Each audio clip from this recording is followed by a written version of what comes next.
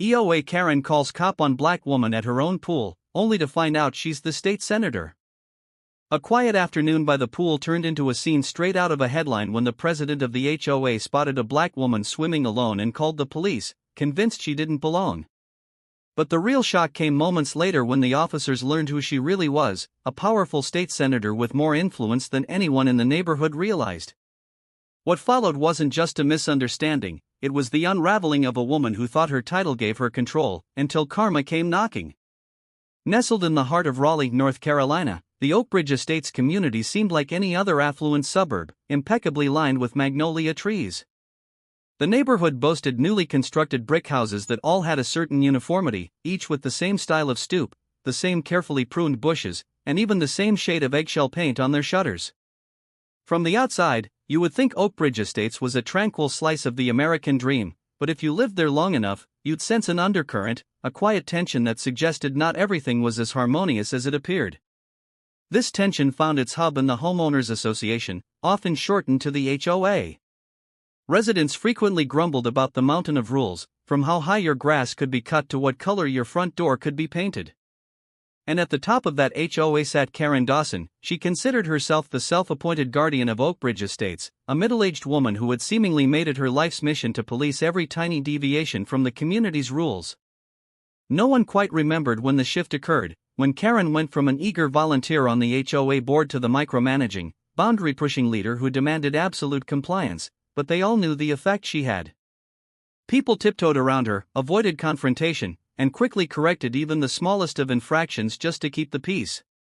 It was said in hushed tones around block parties that Karen had once reported a neighbor for having a children's inflatable pool in their backyard, something the HOA guidelines didn't explicitly forbid, but Karen cited a phrase about visual disharmony, and the neighbor was forced to remove the pool, kids' tears and all. Still, for those who'd grown up dealing with HOAs, it was easy enough to stay under the radar if you followed the rules. What truly made Oakbridge Estates unique was its location. Just a 20-minute drive from downtown Raleigh, the suburb attracted people who worked in the city but yearned for the quieter charms of suburban living. Its manicured streets were a refuge for doctors, lawyers, engineers, and occasionally public officials. And that was how Maya Simone Carter, a rising star in North Carolina politics, ended up purchasing a spacious yet modest brick house in Oakbridge Estates. Maya had grown up in Wilmington, North Carolina, and after years of relentless advocacy, she'd taken her seat as one of the youngest state senators ever elected in the state. She championed policies related to education reform, healthcare access, and racial equality. Her widely publicized speeches and strong moral stance resonated with a broad spectrum of voters, yet Maya still preferred a measure of privacy when away from the Capitol building. She wanted to be the neighbor you might bump into at a coffee shop or see jogging at the local park. Oakbridge Estates, with its quiet streets and presumed sense of community, seemed ideal, at least at first glance. Maya moved into her house on a sunny afternoon in early May. The movers had just unloaded the last boxes when a slender, short-haired woman dressed in a pastel pink blouse and khaki slacks strolled over. Maya, wearing jeans and a t-shirt, paused from directing a mover to greet the new visitor with a friendly smile. "Hello there, welcome to the neighborhood," the woman chirped. Her bright lipstick formed a perfect line of forced politeness. "I'm Karen Dawson, president of our Homeowners Association. I like to introduce myself to all new residents personally." Maya politely extended her hand. "Nice to meet you, I'm Maya Carter. Thanks for the welcome, I'm excited to be here." Karen's eyes flicked from Maya's hand to her face, and for a moment, Maya felt an uneasy vibe. The handshake was brisk and somewhat limp. Karen scanned Maya's moving boxes as though searching for anything out of place. "Just wanted to make sure you got our welcome packet," Karen said, her tone betraying a veneer of cordiality. "It contains our community guidelines, important contact numbers, and the rules for the pool." Maya nodded, genuinely appreciative. "I've heard a lot about the community pool. I'm an avid swimmer. Thank you for letting me know." Karen's smile brightened momentarily. "Yes, it's quite a central gathering spot here. Our guidelines help maintain a certain standard, you understand."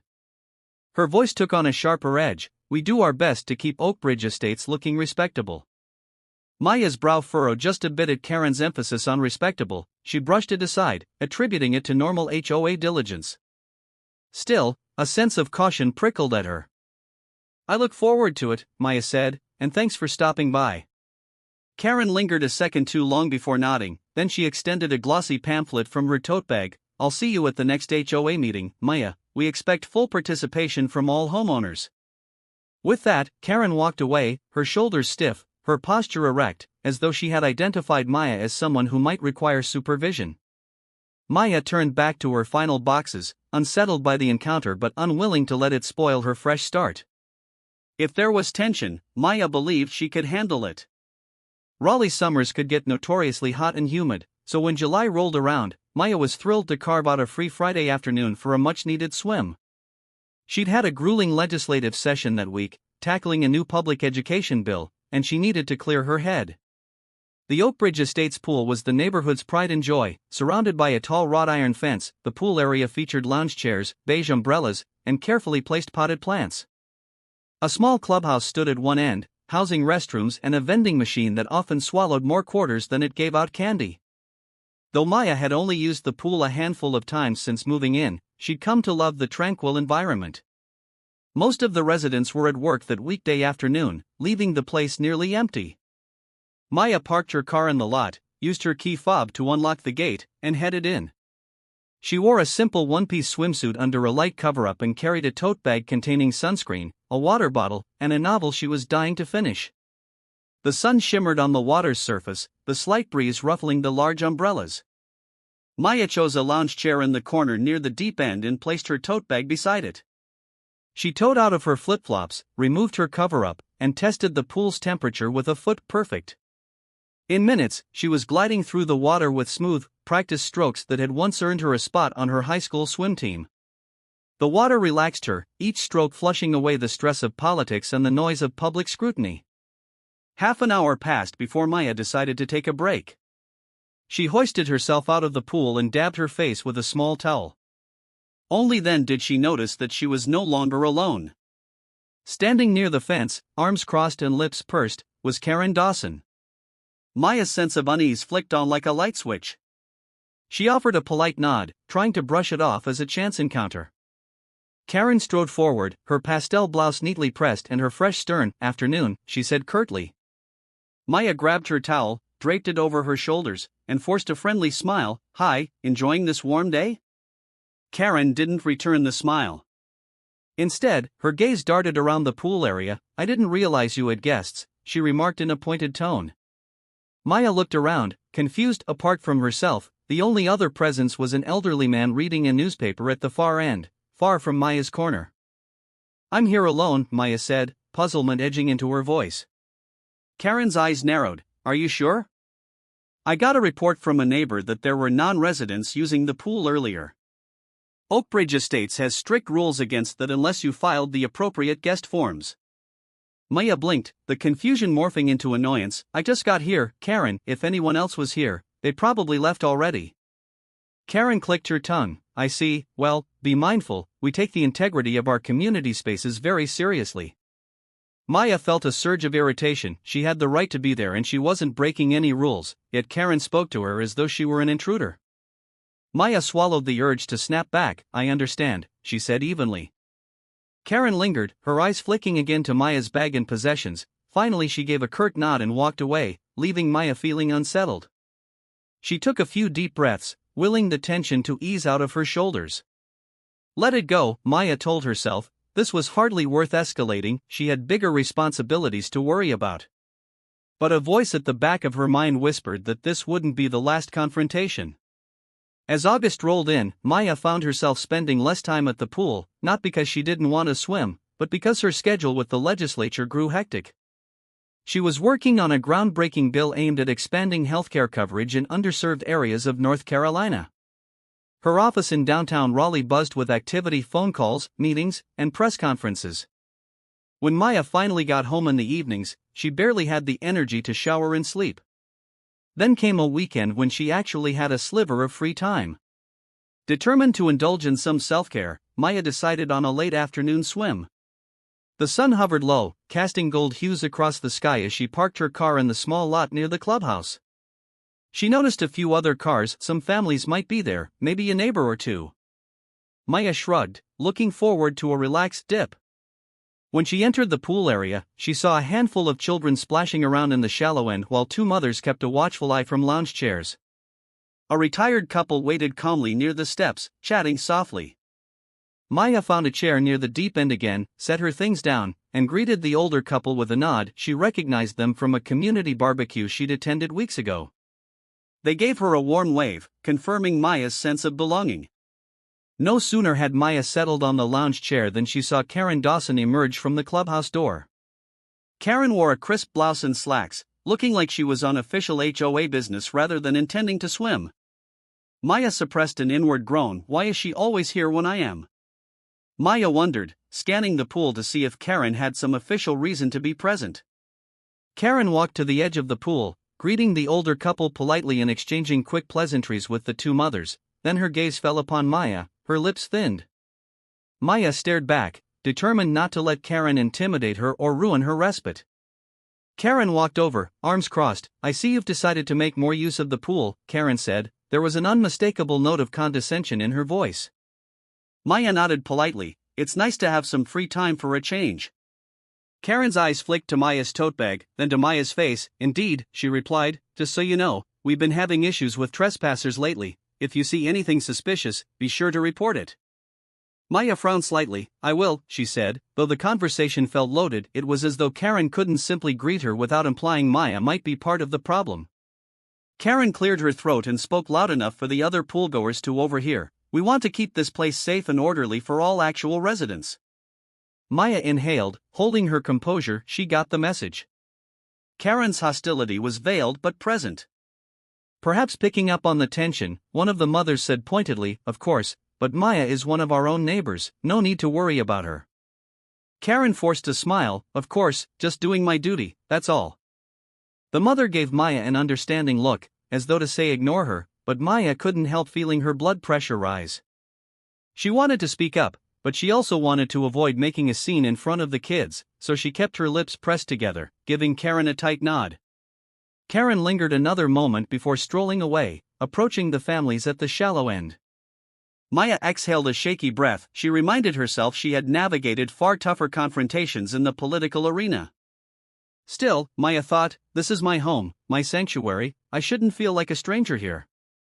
Despite her frustration, she forced herself to enjoy the cool water, occasionally exchanging nods with the friendly neighbors. Little did she know that this tension was about to reach a boiling point that would thrust both her and Karen into a spot like no one in Oakbridge Estates could have predicted. Rumors began to swirl in Oakbridge Estates. Some of Maya's neighbors noticed Karen keeping a closer watch on Maya's movements. An extra drive-by of Maya's house, lingering near Maya's mailbox, or showing up at the pool whenever Maya was there. More than once, Maya returned home from an evening function to find Karen's car rolling slowly past her driveway. It was unsettling, yet Maya tried to rationalize it. Perhaps Karen really did just have an inflated sense of duty. Her friends in the neighborhood, including the mother from the pool named Lucy Harrington, told Maya about Karen's inquisitive questions. She's been asking me about your living situation, like how long you plan to stay, where you work, if you're behind on your HOA fees, Lucy said one afternoon, looking concerned. It's bizarre. Maya's lips tightened. Thank you for letting me know. I have no intention of giving her any more ammunition if that's what she's after. Lucy frowned. You don't think it's, because you're. Maya shrugged, her voice calm but resolute. I can't read her mind, but her behavior is definitely suspect. I've dealt with all kinds of prejudice, covert and overt, throughout my life. This wouldn't be the first time someone questioned whether I belonged in a certain space.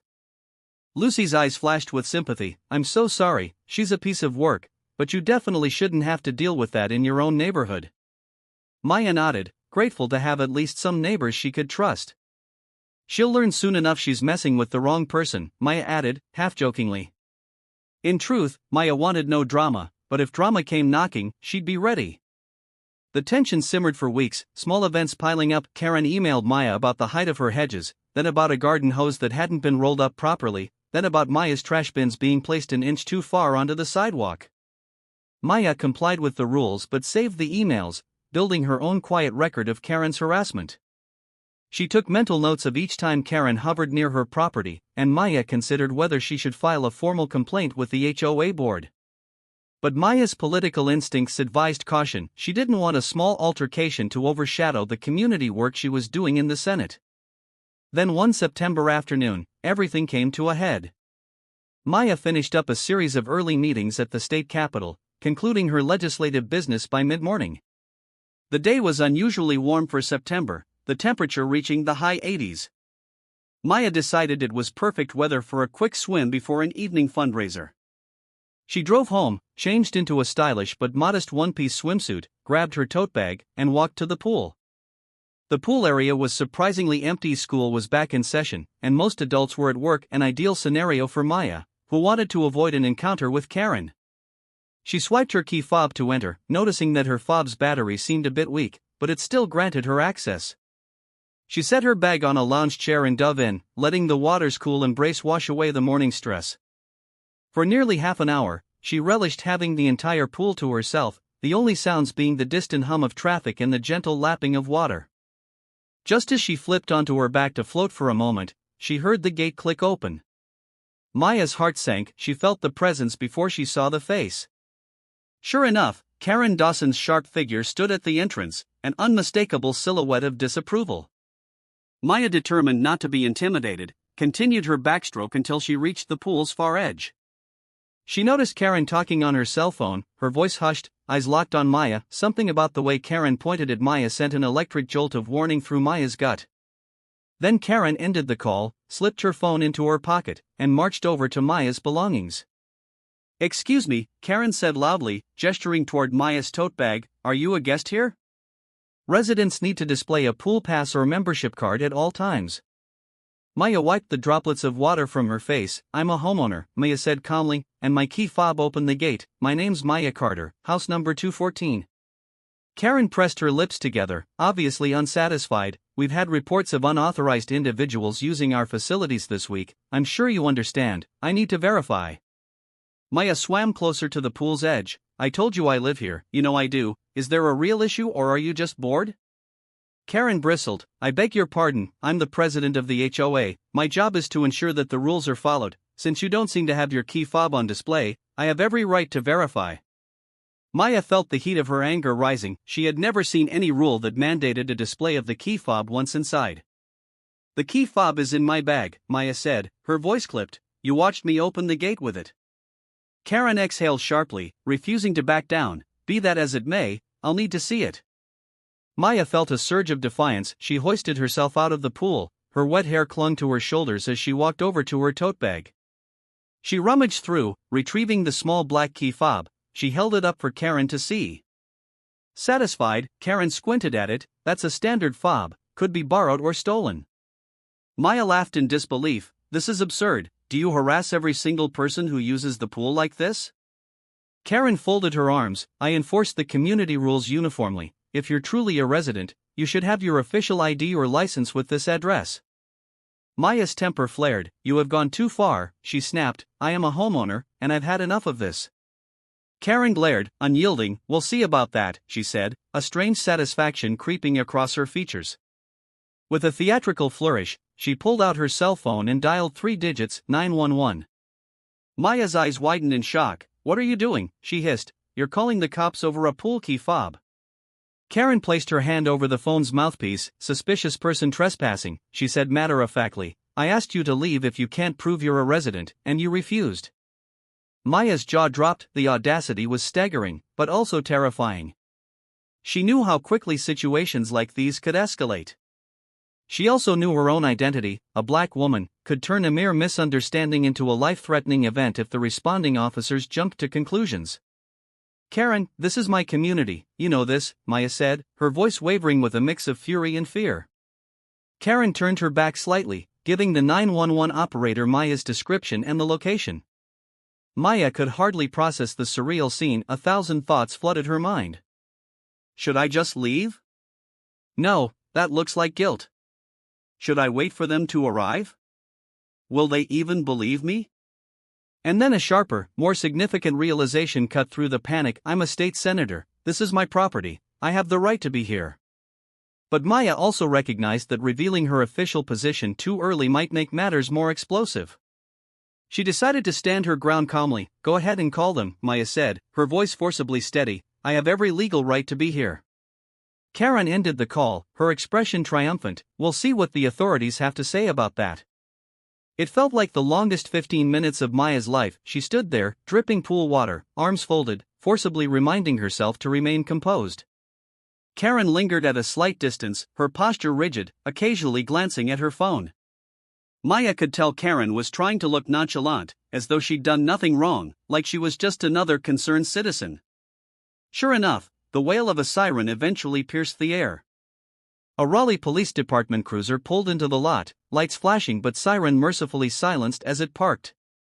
Two officers stepped out, one male, one female. They wore the standard navy blue uniforms of the RPD, their badges gleaming in the late afternoon sun. Karen rushed forward to intercept them at the gate, arms flailing in a theatrical panic. "Officers," she called, "thank you for coming so quickly. We have a trespasser in the pool area who refuses to leave." Maya took a deep, steadying breath. She walked calmly behind Karen, determined to take control of the narrative before it spiraled. As soon as she reached the gate, one officer, Officer Jenkins, according to his name tag, raised a hand to Maya as if to ask her to keep her distance. The other officer, Officer Lane, turned to Maya with a neutral expression. "Ma'am, do you live here?"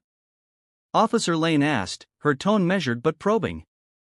Maya nodded, forcing a pleasant politeness into her voice. "Yes, officer, my name is Maya Carter. I own a house on Maplewood Drive, just a few blocks down, house number 214 to be exact."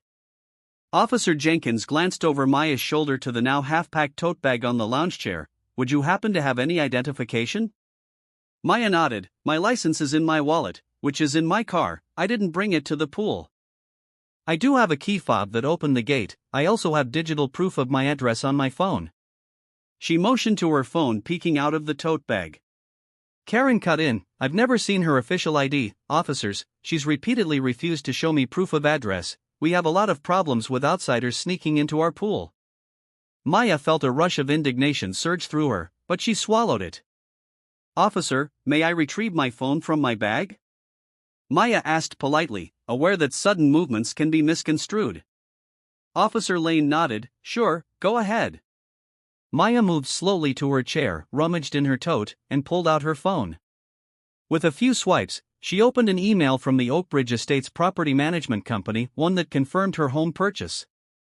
She extended the phone for the officer to see. "This email is from when I closed on the property, which includes the address and the official documentation. You can see the date in my name." Maya scrolled to show her name, Maya Simone Carter, clearly stated multiple times.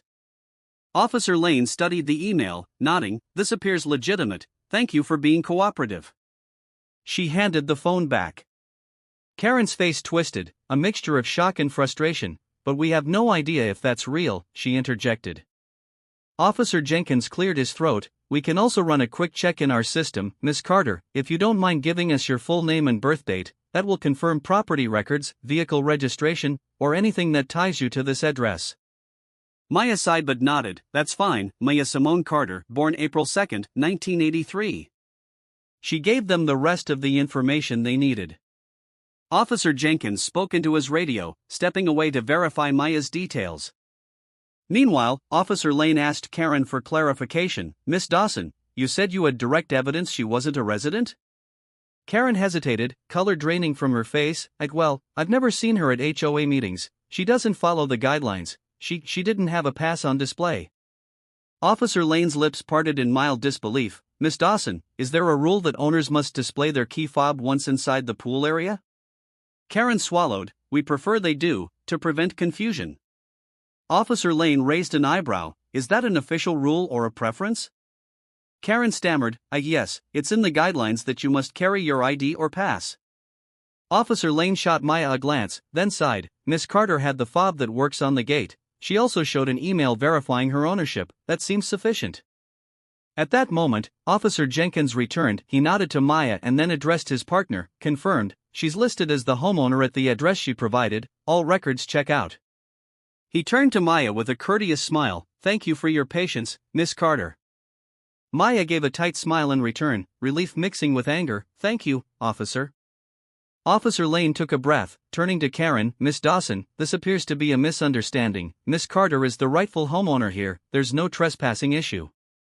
Karen's eyes flickered with embarrassment and residual hostility. "You can't blame me for being cautious," she said. "I'm just following protocol."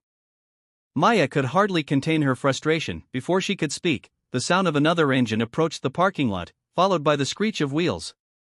A black SUV rolled up. Outstepped a man in a crisp charcoal suit, Maya's legislative aide, David Roberts. He had an urgent expression on his face. He'd apparently seen Maya's text, which she'd managed to send in haste before Karen had ended the 911 call. Maya had told David that someone was calling the cops on her at the pool. Concerned for her safety, David rushed over from the office to intervene if needed. He strode over quickly. "Maya, are you all right?" he asked, worry lacing his tone. Karen's brows knitted. "And who are you?"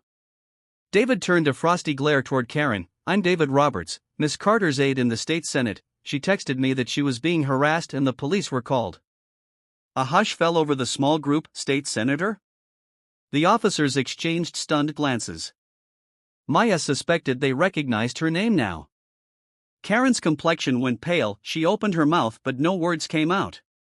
Officer Jenkins cleared his throat. "State Senator Maya Carter, ma'am, I apologize if this has been an inconvenience."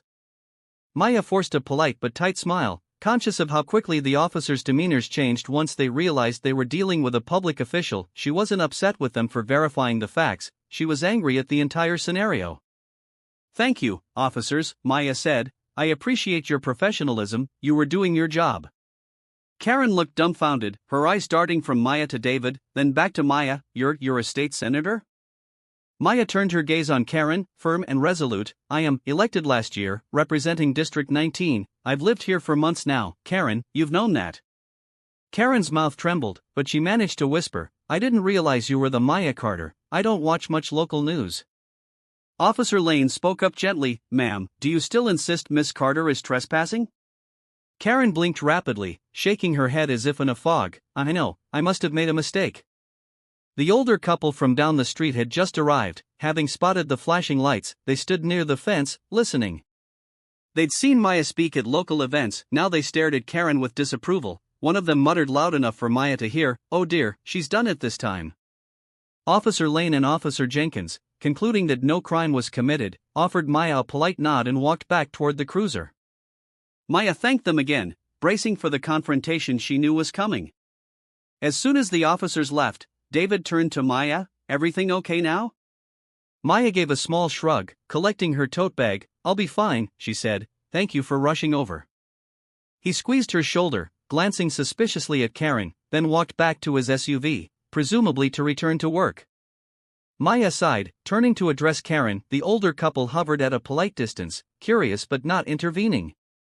"This is exactly the kind of nonsense I moved here to avoid," Maya said, her voice low and steely. "You have harassed me from the day I moved in, now you call the police because I'm swimming in my own pool." Karen's cheeks reddened. Maya, I was genuinely concerned about trespassers. I thought you thought what?" Maya interjected, anger seeping through, "that I was too different to belong here, that I must be sneaking in?" Karen opened her mouth, but no rebuttal came. The humiliating realization that she'd called the cops on a sitting state senator, her own neighbor, was sinking in. Words failed her. Maya shook her head. "I'll be speaking to the rest of the HOA board about your conduct," she said. "It's unacceptable, and I hope you realize how dangerous it is to call the police on someone who's done nothing wrong, especially a black woman. People can get killed that way." Karen gaped like a fish out of water, struggling to form a coherent response. She managed only a meek, "I'm sorry." Maya gathered her things, every muscle tense. Before leaving the pool, she turned back to Karen. "I'd advise you to really think about why you felt threatened by me, because I promise this isn't over." With that, Maya walked out, leaving Karen standing alone by the water, shaken.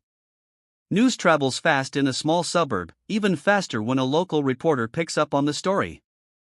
One of Maya's supporters happened to be a freelance journalist. That evening, Maya received a call from her, sounding concerned and curious. The journalist had heard rumors of a pool incident where Maya was racially profiled. Maya hesitated, but she realized telling the truth might help raise awareness of the bigger issue. She recounted the basics, withholding Karen's last name, only referring to her as the HOA president. The journalist wrote a short piece about it on her blog and tweeted it out.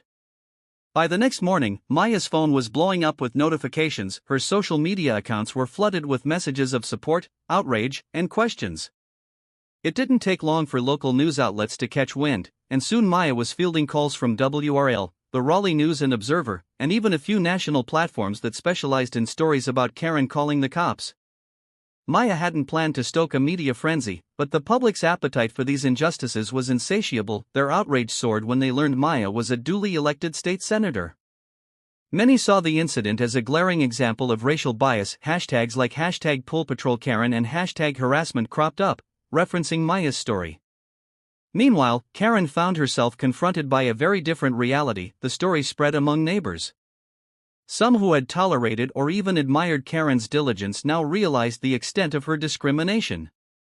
The day after the police incident, Karen could hardly step outside without feeling the cold stares from other residents, whispered conversations on sidewalks, abrupt departures from block gatherings. Her neighbors wanted nothing to do with her. Even the HOA board members started to distance themselves, sending group emails about an emergency meeting to address the PR crisis. Karen avoided the local grocery store, terrified of the shame that now followed her like a shadow.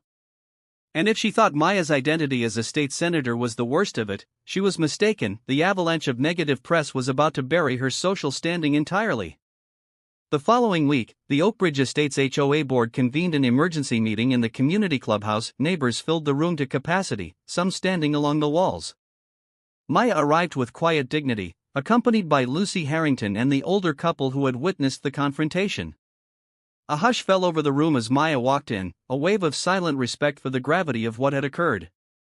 Karen, who usually chaired these meetings, looked pale and jittery as she sat behind the folding table that served as the board's panel.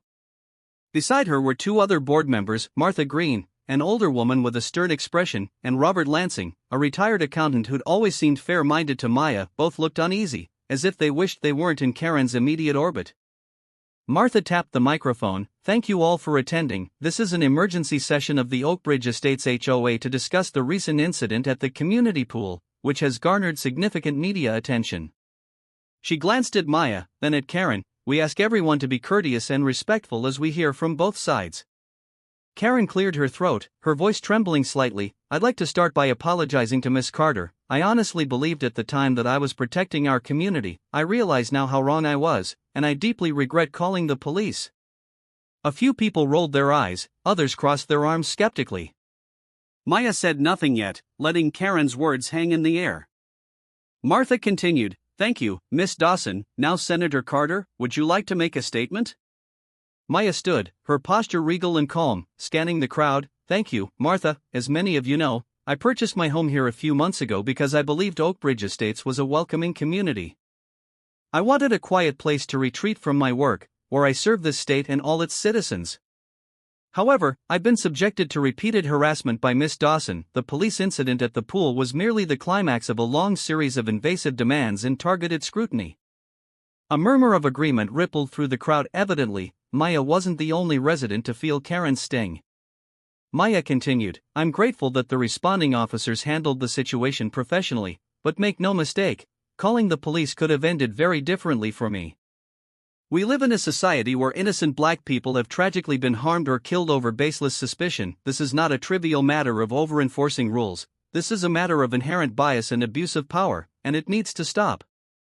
A wave of applause erupted, followed by Lucy's firm voice from her seat, "Hear, hear."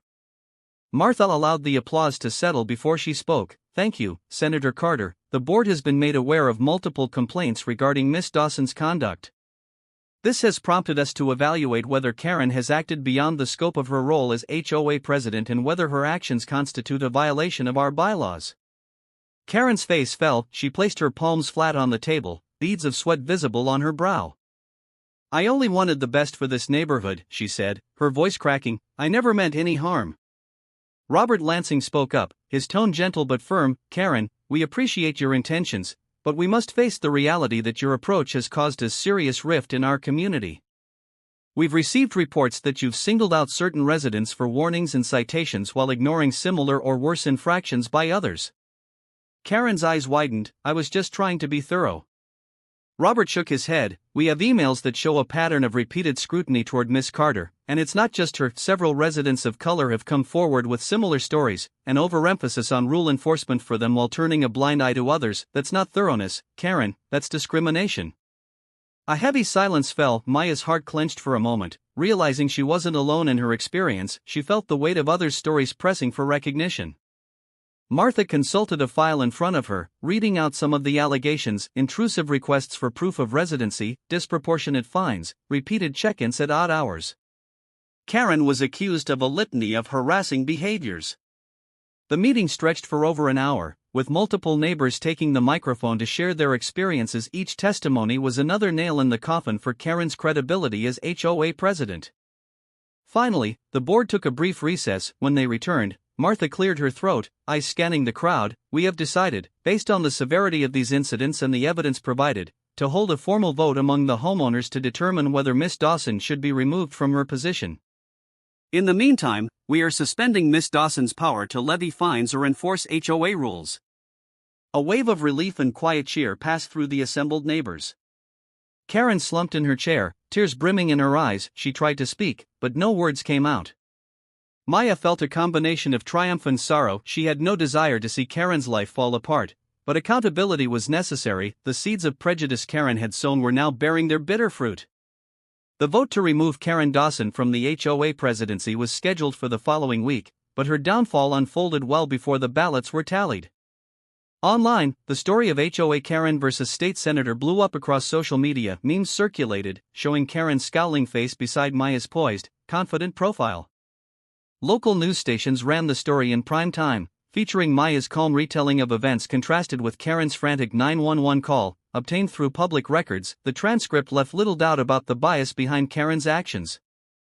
Karen's workplace also got wind of the controversy. She worked as a mid-level manager for a real estate company in Raleigh. A day after the emergency HOA meeting, Karen was called into her boss's office, concerned about the negative publicity. Her employer put her on indefinite administrative leave pending an internal investigation. The real estate market thrived on reputation. Having an employee who'd become a national symbol for discriminatory behavior wasn't good for business. Friends, if she had any genuine ones left, avoided her calls. Her phone flooded with hate messages and condemnation. Protesters occasionally stood outside Oakbridge Estates with signs reading "Stop Racial Profiling." People captured her comings and goings on camera, posting the footage online. The once powerful HOA president who had patrolled the neighborhood was now a pariah in her own home. Meanwhile, Maya navigated the attention with care. She gave a concise statement about the incident, emphasizing the broader issues of systemic racism and the importance of community unity. Her poise and eloquence only endeared her further to the public. Political analysts lauded Maya's measured response, saying it showcased her leadership and empathy under pressure. Donors to her campaign surged, citing her resilience in the face of discrimination as an inspiration. The day of the formal recall vote arrived. The meeting was a mere formality by now. Almost every homeowner who cast a ballot chose to remove Karen as president. In a final act of ignominy, Karen voted for herself to remain, but she was the lone dissenter against the avalanche of no confidence. The board thanked Maya for her cooperation throughout the process and asked her if she'd like to be part of a new committee focused on fostering inclusivity. Maya agreed, wanting to ensure no one else in Oakbridge Estates experienced what she had. As for Karen, the day after she was voted out, a neighbor told Maya that Karen was packing her belongings into a moving truck. When Maya passed by, she saw Karen herself, eyes red with tears, handing boxes to a mover. There was no satisfaction in Maya's heart, only a poignant empathy for someone whose own prejudice had undone her. She parked her car and for a moment considered walking over to Karen to say something, but what could she say? "I forgive you?"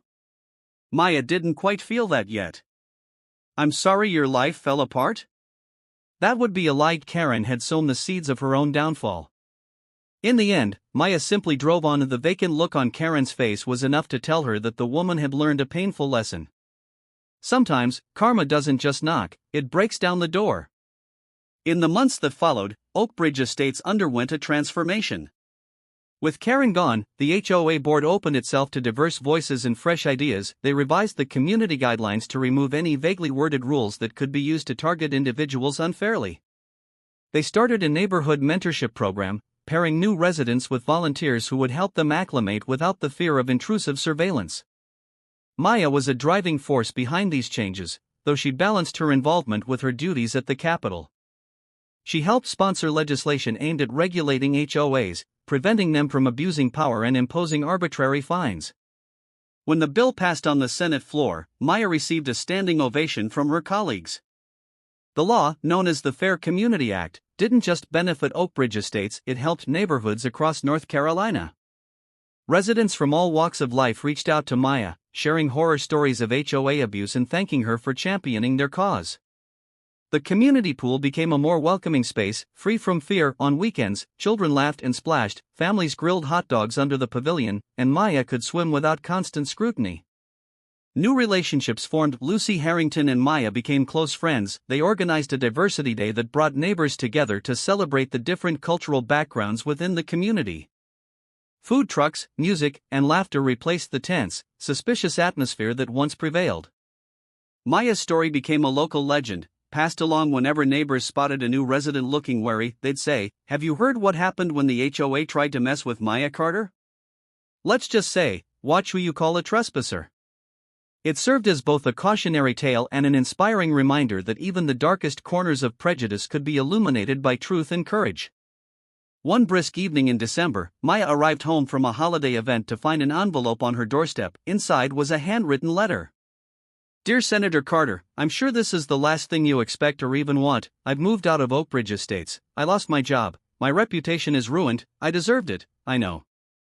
I'm writing to say I am truly sorry, not just for calling the police on you, but for every suspicion, every rude comment, every time I assumed the worst because of my own biases.